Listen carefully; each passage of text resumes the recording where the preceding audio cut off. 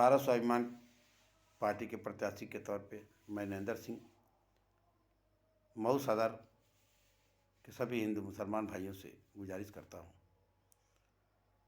Bharat Swabhiman party ने अपने घोषणा पत्र में लिखा है कि हम संपूर्ण रूप से गौ हत्या को प्रतिबंधित करेंगे। गौ हत्या पे प्रतिबंधित करने में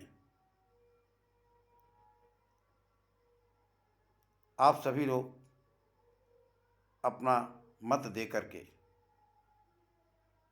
इस पुनीत कार्य में सहयोग करें। हमारे जो मुसलमान भाई हैं वो भी इसमें सहयोग करेंगे। इसलिए कि मैं एक वाकया बताता हूँ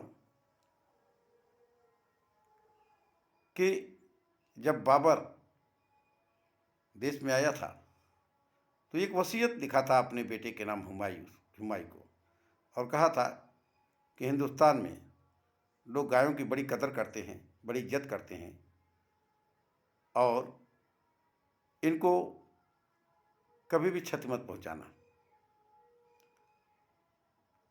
आप इतिहास उठा करके देख लीजिए, बाबर हुमायूं के शासनकाल में जो उनका कानून था इतना सख्त था कि गौ हत्या करने वाले को सजाए मौत थी। ठीक है, वो लुटेरे थे, आए थे, क्या था, इतिहास क्या बताता है, मैं उसमें नहीं पढ़ता हूँ, लेकिन उनके इतिहासकारों से पता कर लीजिए।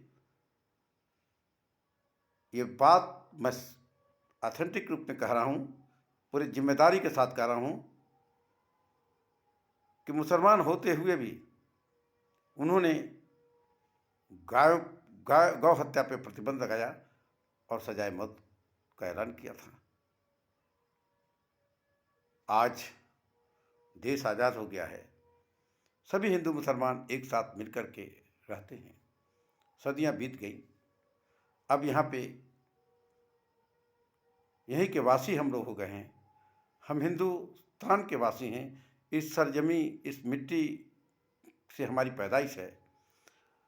हम सब लोग एक दूसरे के धर्मों और मजहबों से इत्तेफाक रखते हैं और सब लोग मिलजुल करके रहते हैं।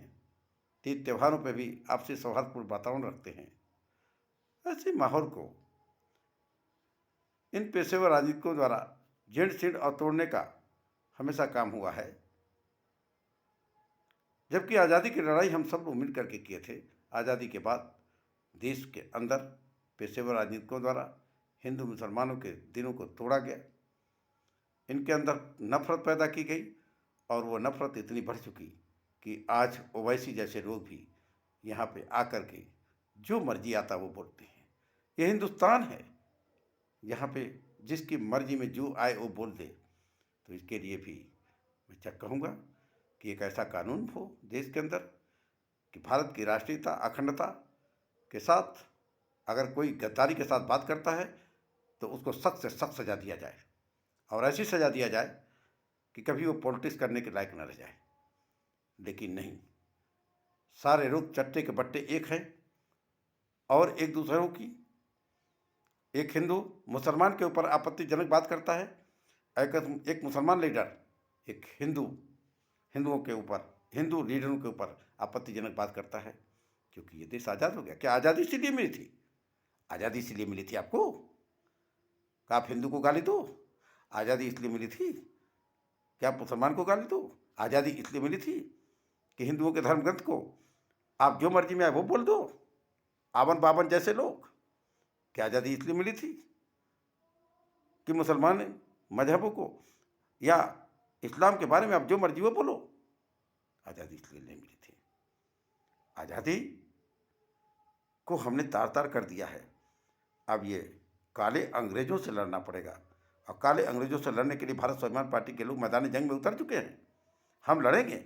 हम उस आज़ादी के दौर में भी हमारे पूर्वजों ने लड़ा और उसको जीता, और ये भी आज़ादी की लड़ाई लड़ी जाएगी और इसको जीता जाएगा आपके सहयोग से, आपके सौजन्य से, आप हिंदू मुसलमानों के सहयोग से इन काले अंग्रेजों को, जो हिंदू और मुसलमान का नेता बनते हैं, इनको निकाल करके बाहर करना पड़ेगा। तब कहीं ये सच्ची आज़ादी मिलेगी और संपूर्ण व्यवस्था परिवर्तन करके देश में हिंदू मुसलमान सिख ईसाई सबको उचित जगह पे रख करके देश की संपूर्ण व्यवस्था में को कामयाब करने, सफल करने में कामयाबी हासिल करनी पड़ेगी। आप लड़ने के लिए तैयार हैं? निश्चित तौर से तैयार हैं। आप क्या इन काले अंग्रेजों को भगाने के लिए तैयार हैं? निश्चित तौर से तैयार हैं। तो आइए हमारे साथ। मैं प्रत्याशी के तौर पे मऊ सदर विधानसभा में आपके बीच में हूँ, आपका बेटा, आपका भाई। आपके लिए हर सुख दुख में साथ रहूँगा और प्यार और मोहब्बत में सब लोगों को सराबोर करके इस मऊ जनपद की खुशहाली को वापस लाना है। धन्यवाद। जय हिंद, जय भारत।